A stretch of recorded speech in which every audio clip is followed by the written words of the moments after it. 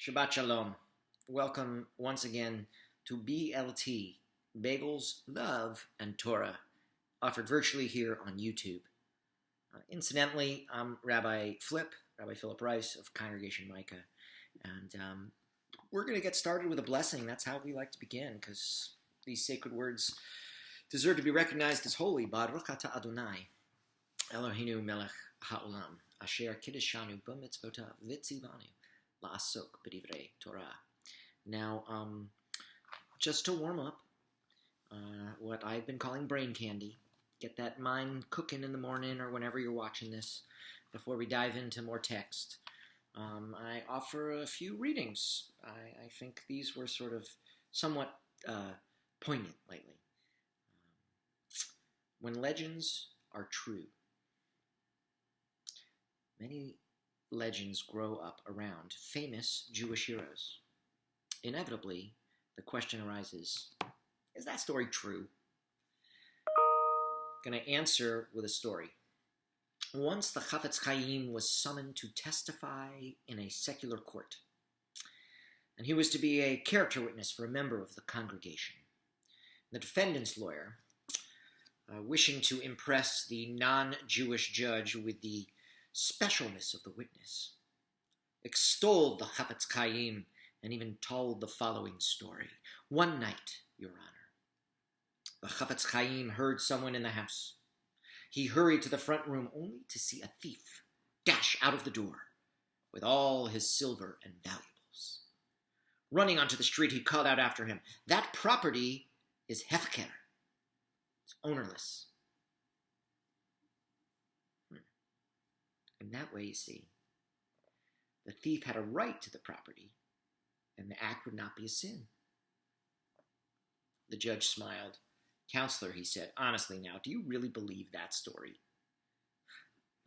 "I don't really know," said the lawyer. "But one thing I do know, Your Honor. They don't tell stories like that about you and me.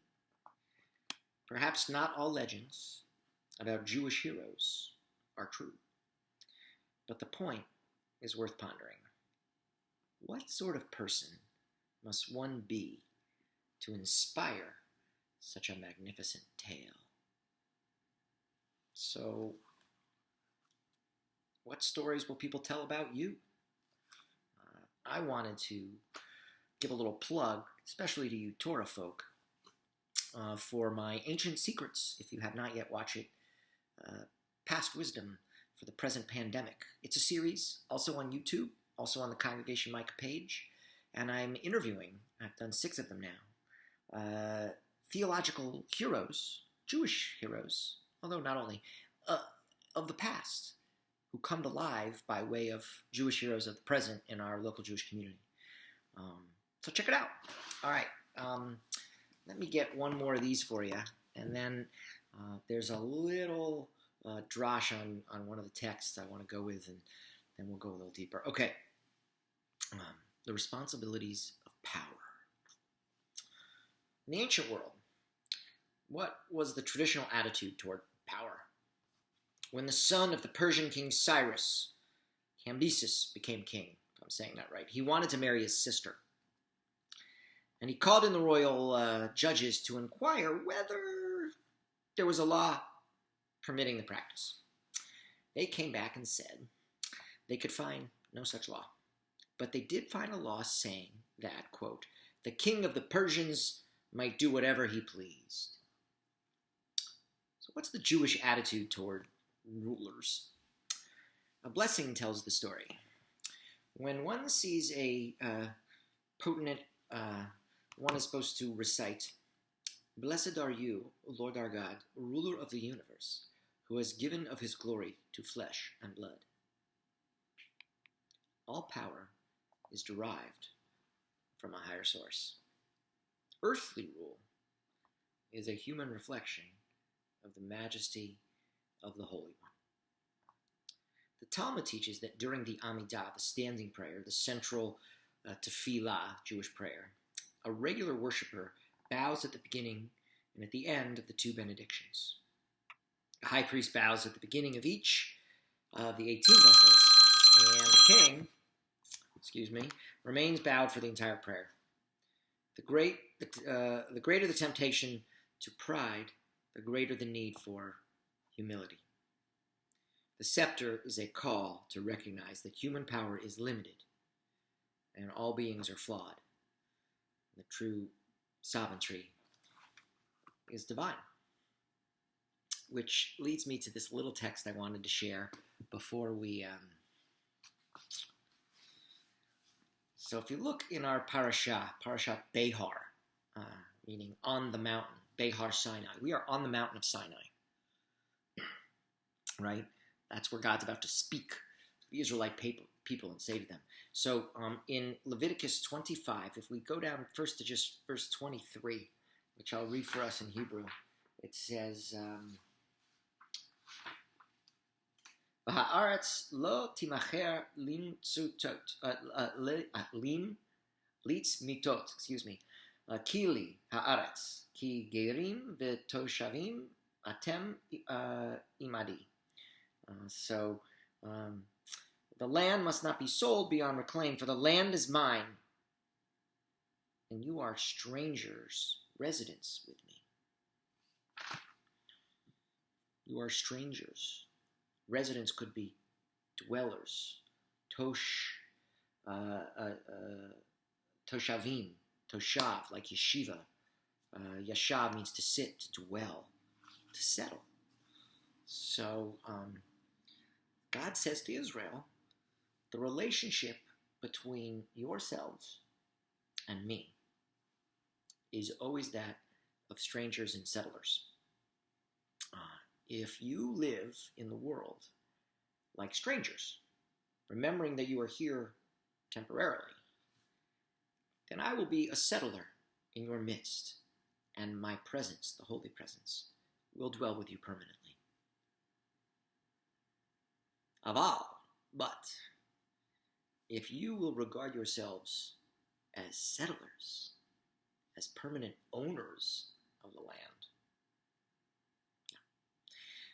the land is actually not yours, but mine. My presence will be a stranger, and it will not dwell in your midst.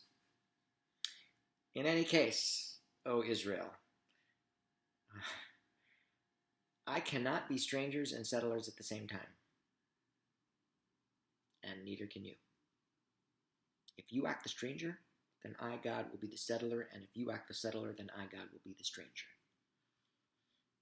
I like the settler translation for political reasons, but it's the same with all property. It's what the story was about not wanting someone else to sin by stealing, right? All attempts to recognize the divine, not just within us, but all around us. Not just Behar on the mountain. All right, we're going to go to text next. Thanks for joining. Hey, I found a Devar Acher, another matter, regarding this very same verse. If you'll allow Rabbi Mark Wolf to drash for us, to give us an interpretation.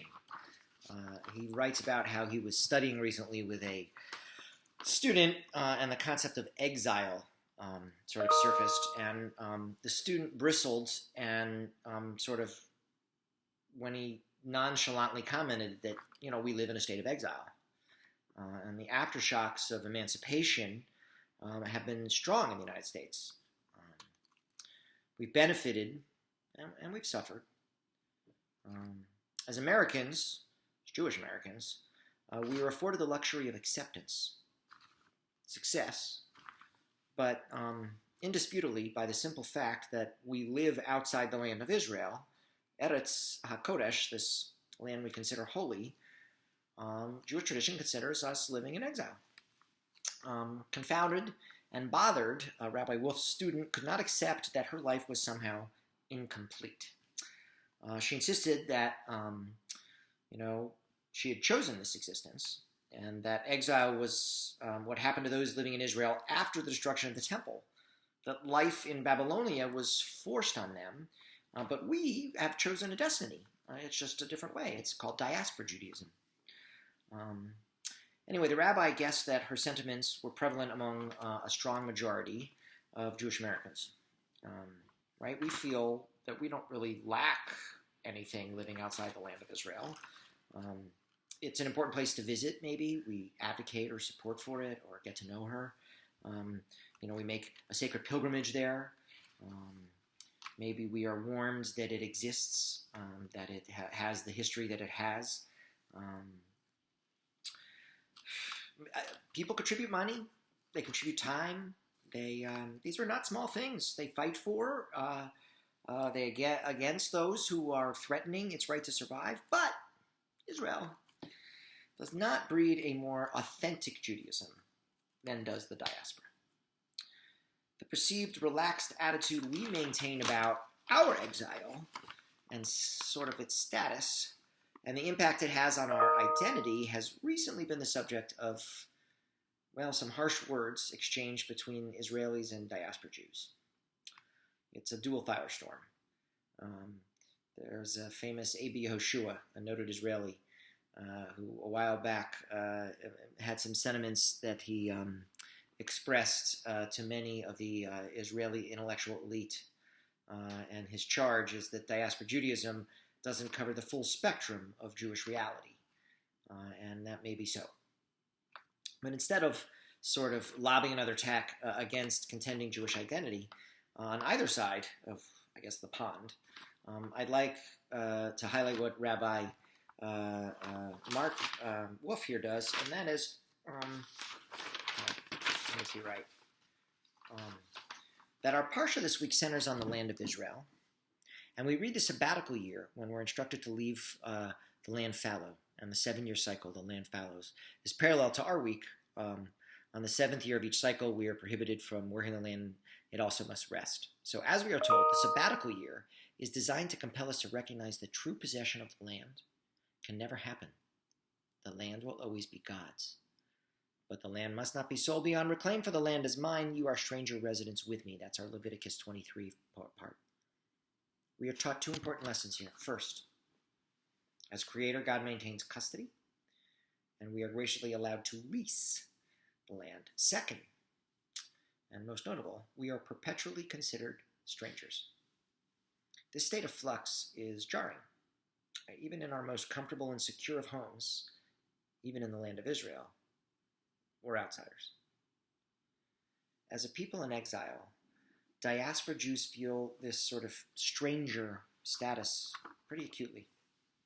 The heartache of being an outsider or feeling like an outsider, as a people, separate, distinct. Although no near as prevalent as in our history, frequently kind of rears its head, as it has quite terribly in the anti-Semitic attacks in the last few years.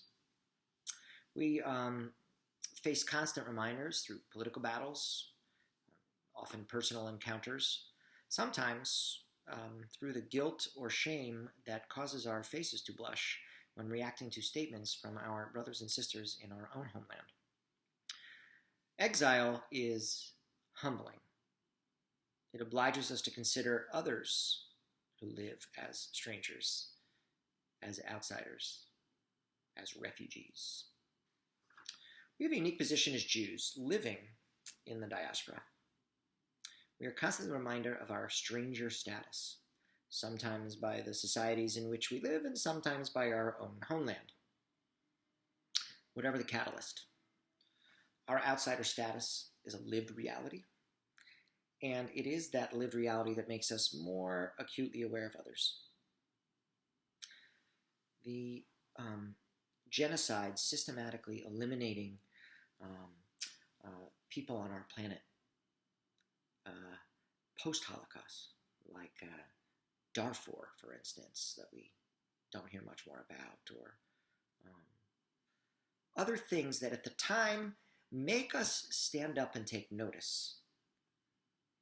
The American Jewish community usually comes out in full force with political action and vocal demonstrations and echo those who have protested for generations. But today, it's not for Jews in the Soviet Union that are marching for. It's not the land of Israel under siege that we speak out against. It's a country a lot of people have never been to. It's in support of refugees most of us will never meet. where I feel most proud to be an American Jew. Right? People have questioned the Jewish community's conscience. What inspires our role in any conflict? And the answer to this question always comes in those, we use our history, never again. But it wasn't meant only for the Jews.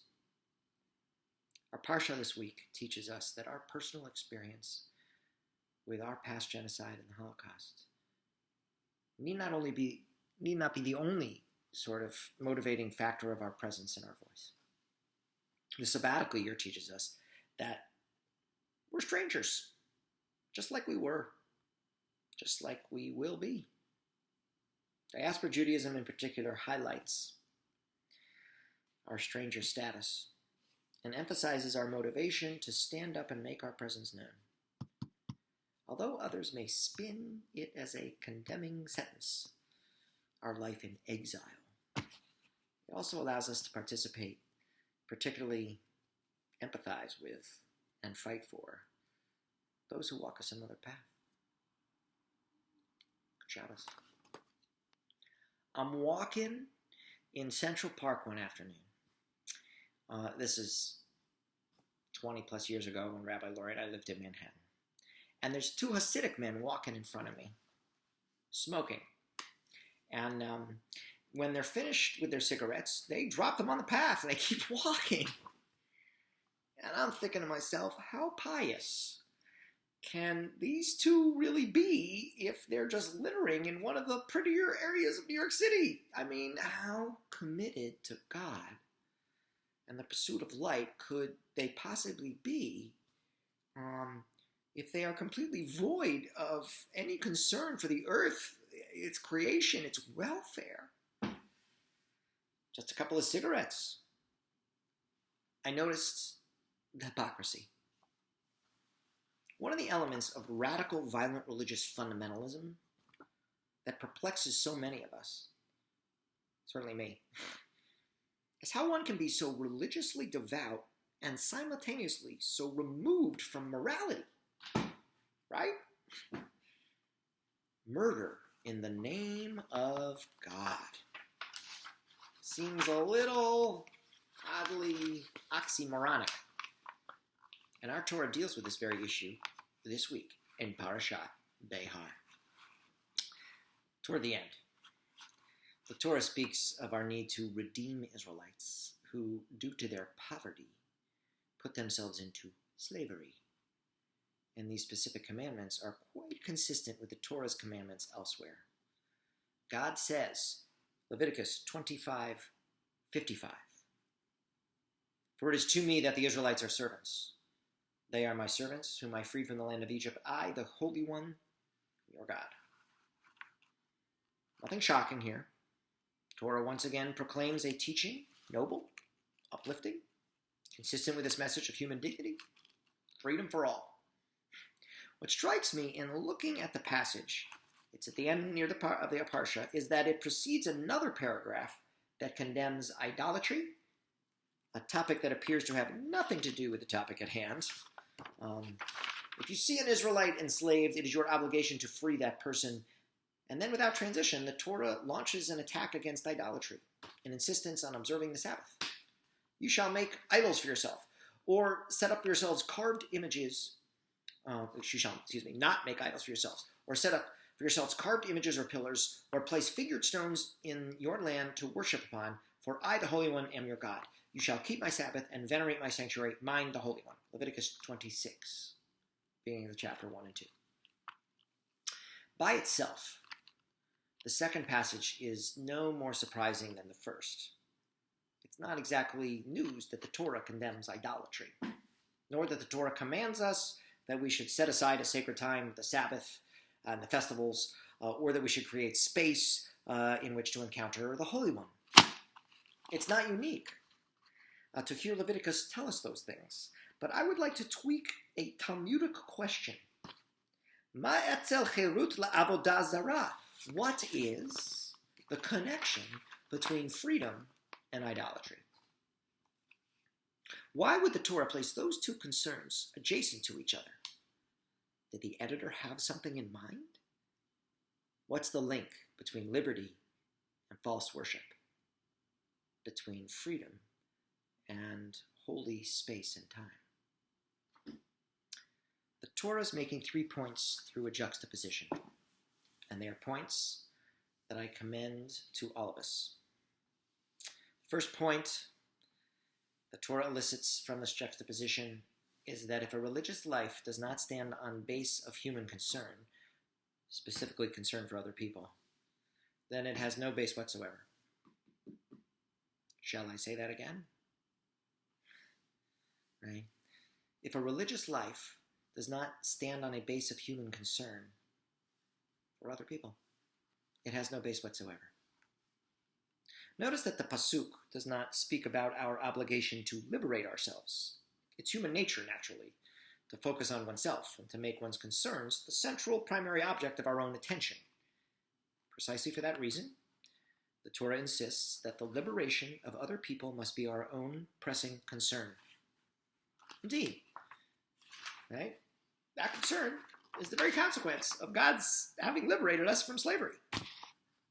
We are summoned as Jews and as human beings to work for the redemption of those who are enslaved, those who are suffering, certainly in our midst. And this, both a reflection of God's nature, Ani Hashem, I am God, and as a consequence of having been taught freedom, Asher Hoteti etem me'eretz Mitzrayim, the one that brought you out from the land of Egypt. Second insight, idolatry is not a matter of simply putting the wrong name to or associating the wrong image with the divine.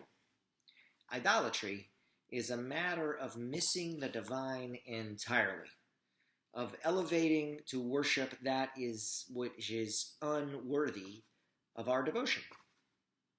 It's easy in Western culture, right, to confuse idolatry with an intellectual or theological error. You built the wrong structure. You bow to the wrong divinity. You attribute to that divinity the wrong shape or the wrong name. The God of Israel is not simply a different shape or a different structure. One cannot erect a visual image of God. One cannot, in our tradition, lightly and casually utter God's name. Instead, our Torah creates a link to remind us that God is beyond all visualization, beyond all representation. Judaism as a religion trains us to focus on the invisible. Just checking to make sure you're still with me. Beginning precisely with the person who's invisible in our midst.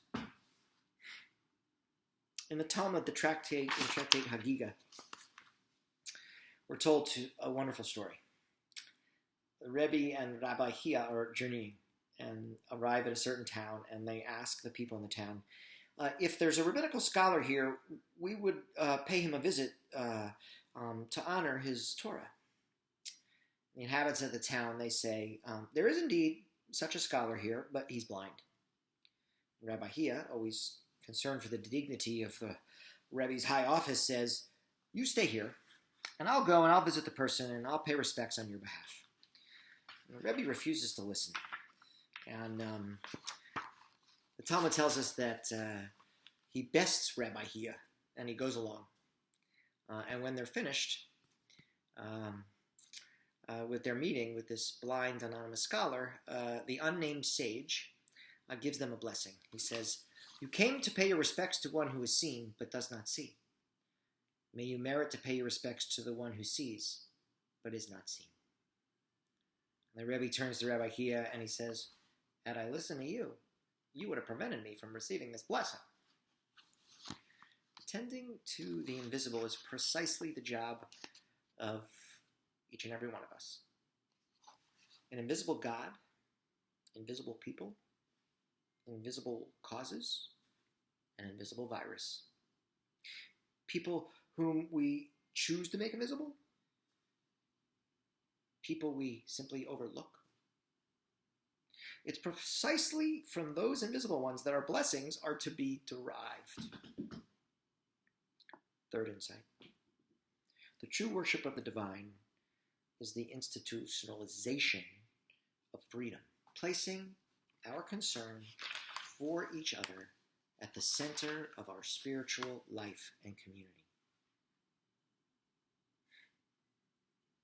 We should live lives of service and gratitude. We know that we are worshiping the true source of holiness when there is no wall of separation between the redemption of our brothers and sisters and the marking of sacred time, the reverence of sacred space. The prophets of Israel, I remind you, do not condemn ritual. They condemn any ritual that is divorced from morality, quarantined from inclusion, severed from service. And they condemn it in the strongest language as an offense to God. The Torah and its traditions are tools designed to render the invisible visible in our midst. The God of Israel bids us to see those who are unseen and ignored in our presence, so that we may all feast together one day at God's table. Then and only then, if we fulfill the Torah's mandate of redeeming the captive, then and only then we will refrain from making ourselves the idols of stone. Then and only then we will truly observe a Sabbath of rest, peace, and wholeness. Then and only then will God's sanctuary be rebuilt. Ani Adonai, I am God, says the Torah. Where do we find God? Most likely when we see the Ani, the I, the individual, who stands before us as an eruption of God into the world. It's part of our task as Jews in America at Micah. And it's my charge to you. Shabbat Shalom. Stay tuned for Devar Acher. Hey, I'm going to read a little more Torah for you, so for fun, I'm just going to go, Baruch et Adonai HaMevorach. Baruch Adonai HaMevorach Leolam Ba'ed. Baruch ata Adonai Eloheinu melech haolam, asher bachar banu mikol ha'amim, v'natan lanu et Torato. Baruch ata Adonai noten ha'Torah.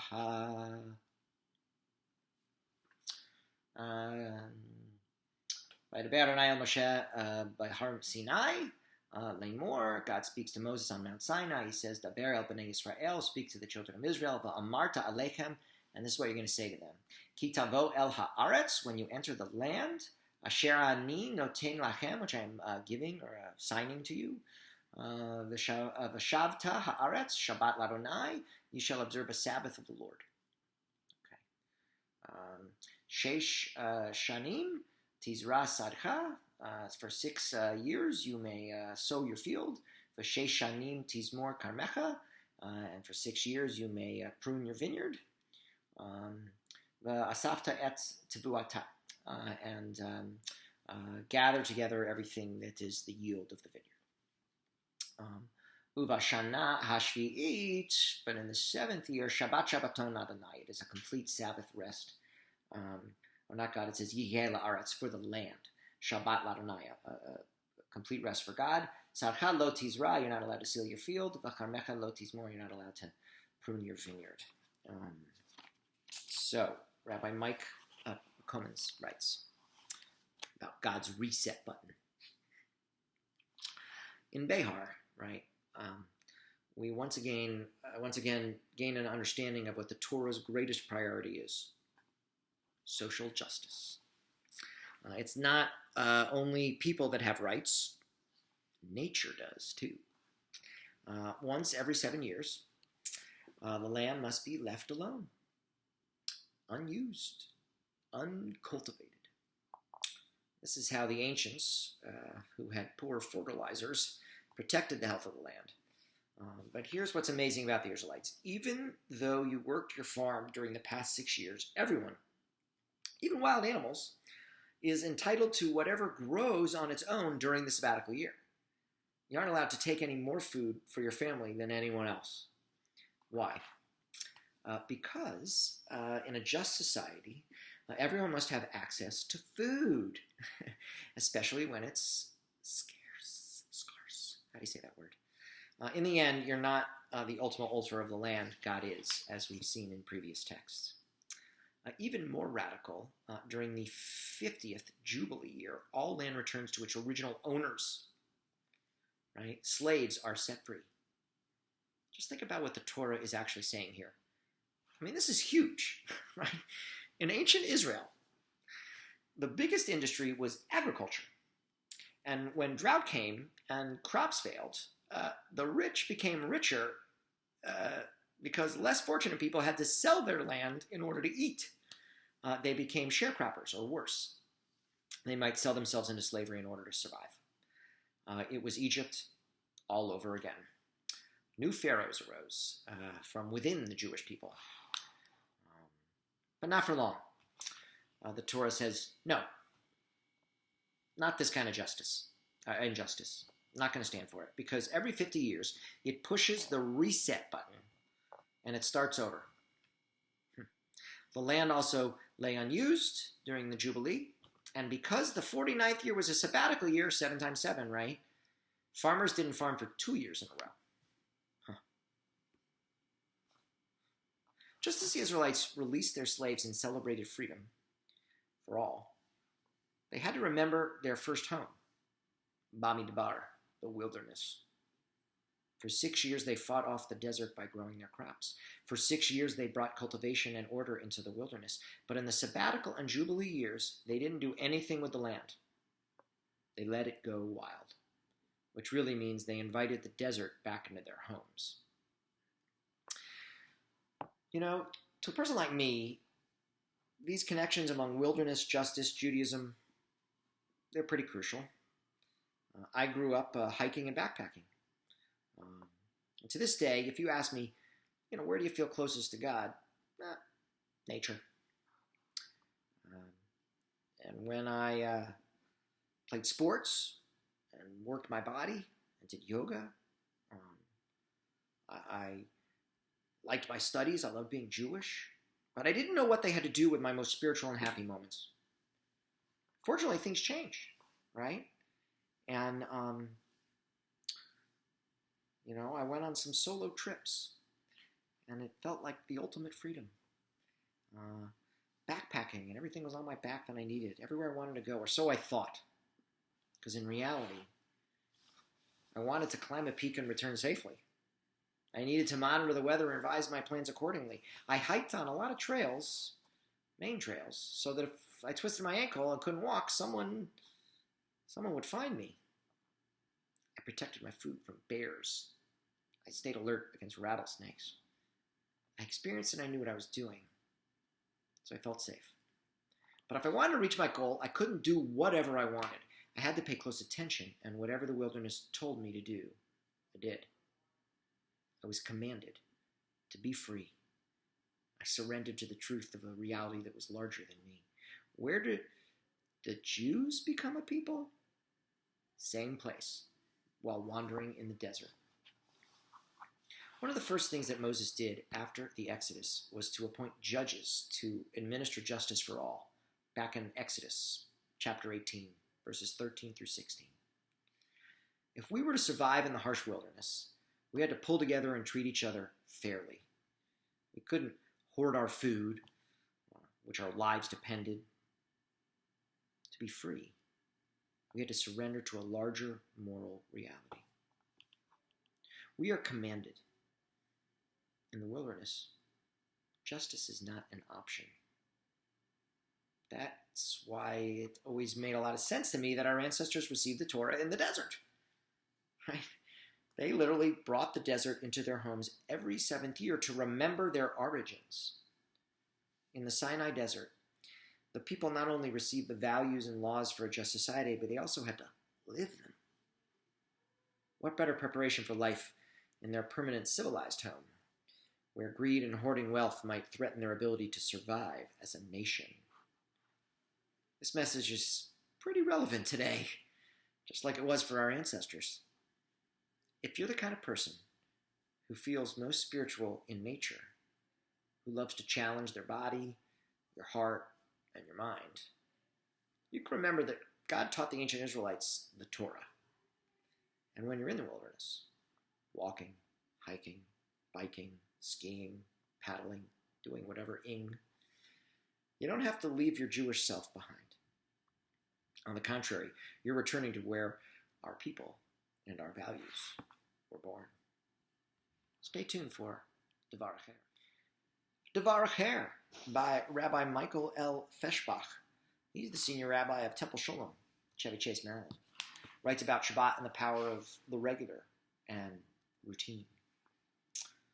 In Leviticus 26:2, we read, "You shall keep my Sabbaths and venerate my sanctuary, mine, the eternals." In the middle of a school year, something can unexpectedly happen. And a teacher had to step down. And the administration usually finds a new teacher, and she enters the class, and she wants to let her get to know her students, as quickly as possible. And the curriculum tells her that it's time for a book report, so she faces a choice. She can let the students choose any book they want to read, and she can learn about her students from the choices they make. Or she can assign the entire class the same book and see how different students with different personalities interpret the book in different ways. In our culture, it sometimes seems that everything we do has to be new and exciting. After all, the most hated words in the teenager's vocabulary is boring. Heard that word a lot lately. Maybe it's okay for some things to be, if not exactly boring, then at least predictable. Our Torah portion teaches us, "You shall keep my Sabbaths." Sabbaths, in the plural. We don't invent Shabbat every week. That's why it's so powerful. Because it comes so frequently, and therefore it's so familiar. If you measure Shabbat by what's cool and trendy, it's going to fail, probably every time. Movies are usually more exciting. Plays are usually better, have better drama. Concerts, we compete with concerts, but let's be honest, there's better music. Shabbat is not about what's new. It's actually about making yourself a Jew. That's how Shabbat can work for you, through repetition, regularity, routine. It's probably totally unlike anything that people are accustomed to. But a lot of you watching this know it works. Shabbat is the Control-Alt-Delete button on our lives. And it's not because we do it sometimes, it's because we're able to do it every 7 days. So in a way, Shabbat's the gift that keeps on giving. It's a gift you all know how to accept. So thanks for taking it, and I hope it's a good one. I think I got another Devar Acher coming. Last drash, then we'll do a little haftarah. This is something I wrote a while back. Let's see what it says here. Jewish tradition treats participation in communal affairs not as an option, but as a religious obligation. In this one midrash, there's a story. The Talmud likens removing oneself from the community to destroying the world. Melech b'mishpat ya'amid aretz, with justice, a king sustains the earth. Ve'ish trumot yecher sana, but one who accepts only gifts destroys it. It's from Proverbs 29. What does the verse mean? The Talmud says that if one makes oneself like a trumot, that's like the gifted portion of produce that is set aside as an offering in the Torah for the priests. All right, if one sets it aside and says, "Why should I trouble myself for the community? What's in it for me to take part in their disputes? Why should I listen to their voices? I'm fine without this." The person destroys the world. What constitutes the world? For the most part, the Nashville Rices here consider this our home, right? We're the Nashville Rices. But let's be honest. Our house, actually, 3 miles only from Micah, is in Franklin. And we actually live in a neighborhood that's called Laurelbrook. And on the drive between my home and Micah, I cross from Williamson County into Davidson. From Davidson. I go from Williamson to Davidson. And Micah's property is technically in Brentwood, but it straddles both, Green Hills and Forest Hills, Maryland Farms. A lot of people come from Bellevue, but it's just north of Grassland.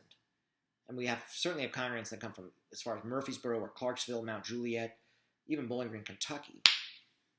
So actually, I care about all these places. They are part of the Micah world. And because I too live and I work in them, or near them.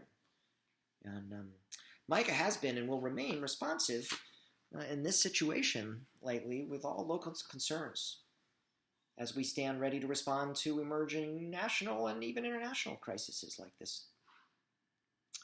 When it comes to doing God's work on earth, we think about the whole earth. Neighbors are not just geographic relationships. And at Micah, we do not take an either-or approach. When asked, does Micah care about the marginalized in our community? The answer is yes. When asked, does Micah stand against genocide in Burma and other places? The answer is yes. When asked, does Micah stand with Israel? The answer is yes. Does Micah care about the Palestinian people? The answer is yes. Engagement at local levels does not preclude engagement in global concerns. Our generation will be remembered either for our moral grandeur or for our failures to uphold mitzvot, responsible stewardship of our world. Any responsible commitment to tikkun olam, to healing the world, requires both a microscope and a telescope. Addressing the needs of the natural Jewish community and non-Jewish community, it's a core commitment of the Rabbi's Rice and our mission. We have big problems here. And I know some of you feel it, right? Nashville did have this great boom going on, but even in the boom, the public school system failed to prepare our youth for colleges, for a competitive global market. Drug addiction, rampant in our state. White supremacists, racism flourishes here. There continues to be meager options for low-income housing, and that's only going to get worse. Some of these problems seem unprecedented. Some date back as far as human civilization. Above all, we see with unmistakable clarity in Nashville a problem both global and local, modern and ancient. The gap between the rich and the poor only grows and will get worse with this pandemic. This week's Torah portion, Behar, that tackles this gap between the haves and the have-not head on. It speaks of the institution called the Jubilee Year, the Yovel, requiring a remission of outstanding debts, a cancellation of outstanding mortgages, a return of estates to original owners, a release of indentured laborers, and mandated welfare for the destitute.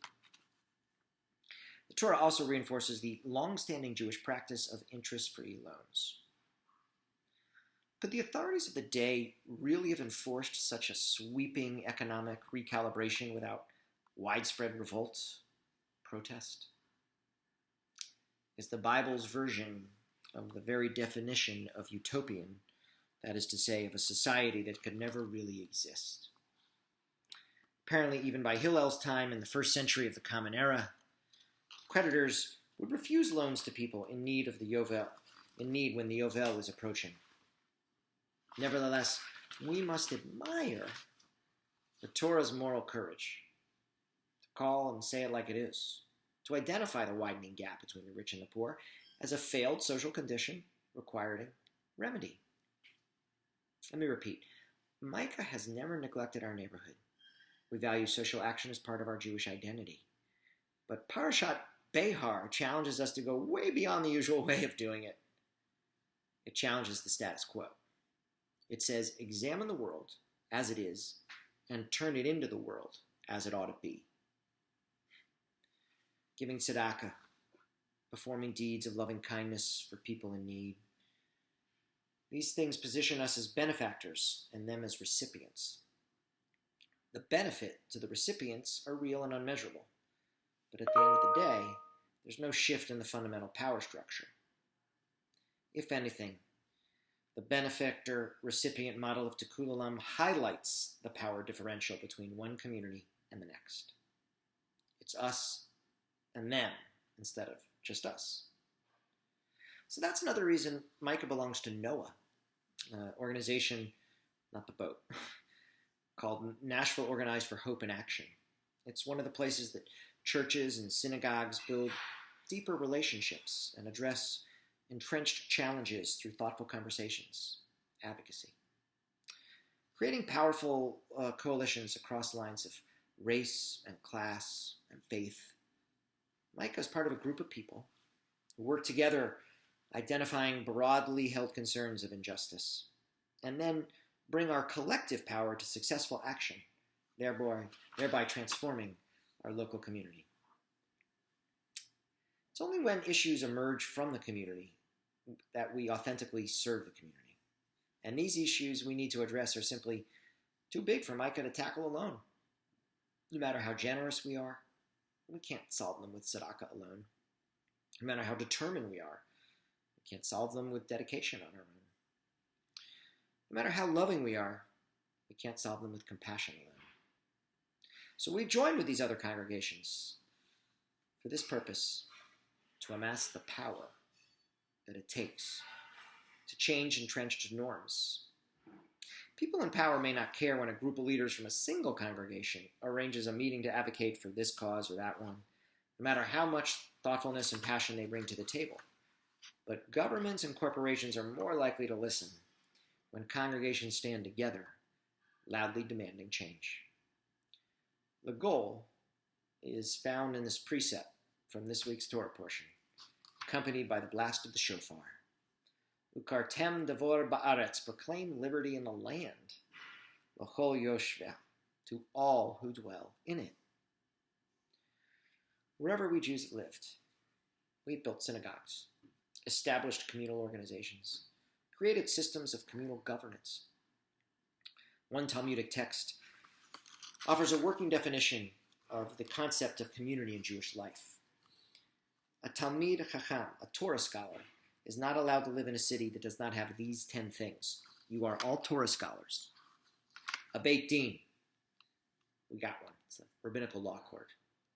A tzedakah fund that is collected by 2 people and distributed by 3. We do that at Micah and at the Jewish Federation. A synagogue, that's us, Micah. A bathhouse, mikveh, there are 2, we have access. A bathroom. A doctor. A craftsperson. A bloodletter. I think this might be some version of a butcher, so you can eat. And a teacher of children, from Sanhedrin, page 17b. In other words, in order for Nashville to be a suitable place for us to live, we have to provide for all of its members' spiritual and physical needs. You know, the presence of a Beit Din helps protect residents from falling victim to crime, helps convert Jewish people, or people to Judaism. A tzedakah fund, under appropriate supervision, aids community members who've fallen into poverty, like the Jewish Family Services. A synagogue offers a place for prayer, as well as communal gatherings. We're not doing those right now. Bathhouse, bathroom, right? Doctor, craftsperson, bloodletter, butcher. These provide for the physical needs of our residents. The teacher ensures that the next generation is versed in the Jewish tradition and prepared eventually to assume leadership of the community. In this sense, the community is responsible for the physical and communal needs of its members, and has manifested itself in different ways throughout Jewish history. In late antiquity, in the medieval period, many Jewish communities were semi-autonomous. Though ultimately subjects to the laws and the places in which they lived, these communities governed themselves and cared for the needs of their members. Virtually every Jewish community has established charitable organizations that help poor members. Since at least the 1st century, much of Jewish life has focused around synagogues. And in addition to being places of prayer, Micah is a site of life cycle events and a place where we try to care for our members, preparing meals for those who are sitting Shiva or mourning, visiting members who are ill when we were able, joining in each other's life cycle celebrations. So in these times, Jewish communities and other types of institutions, Jewish community centers, schools, camps, Hadassah, B'nai B'rith, all host of all other sorts of Jewish nonprofit organizations. These are the structures that have changed according to place and time, membership in a Jewish community. And what they do is they help us create a shared destiny and a shared obligation to care for others in our community. And they invite us to take part in each other's lives. So I'm going to end just where I started. Jewish tradition treats participation in communal affairs not as an option, but as a religious obligation. I thank you for honoring that obligation. This is a wonderful country because we're granted autonomy, the right to choose whether or not to belong or where. So again, thank you for taking Judaism seriously enough and for being a member of the Micah community. In doing so, you're helping save the whole world. We'll do a little Haftarah before we conclude. So our weekly portion, Behar, Behar Sinai, sort of contains a law aimed at preserving a family's title to the land it owns. The Haftarah tells of Jeremiah's fulfillment of the terms of the Torah commandment, and thereby teaching the despairing people of Jerusalem a very important lesson. The Haftarah begins with chapter 32, verse 6, and goes to verse 27. This is in Jeremiah. The first few verses will provide the setting. The incident took place here in the 10th year of King Zedekiah's rule, which was the 18th year of King Nebuchadnezzar's rule of Babylon. The latter was besieged in Jerusalem 588, 587 before the Common Era. And Jeremiah, who had counseled surrender, was considered by many a traitor, was imprisoned by the king in the guardhouse of the palace. And yet the prophet was given the opportunity to receive visitors and also had access to his friend and secretary, Baruch ben Neriah. May have been imprisoned with him. Anyway, I'm going to bless and read for you. Baruch atah Adonai Eloheinu melech haolam asher bachar b'mim tovim v'ratzav divreihem hane'emarim be'emet. Baruch atah Adonai habocher b'torah u'Moshe abdo u'Yisrael amo u'limiyeh ha'emet v'tzedek. Jeremiah said, "The word of the Eternal came to me. Your uncle, Shallum, son Hanamel, will come to you, saying, 'But my land in Anatot, because you have the redemption to buy it. Or buy my land in Anatot, because you have the redemption to buy it.' And just as the Eternal had foretold, my cousin Hanamel came to me in the court of the guard and said, 'Please buy my land in Anatot, and the territory of Benjamin. You have the right of possession and the duty of redemption, so buy it.' And then I knew this was truly the word of the Eternal. So I bought the land in Anatot from my cousin Hanamel. I weighed the money out for him, 17 shekels of silver.